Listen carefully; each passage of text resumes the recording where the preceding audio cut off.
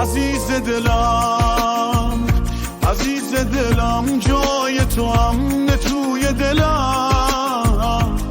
فاصله از چشمات کوتاه تا به دلم تو خوابم نمیدیدم بشی شاه دلم تو جون منی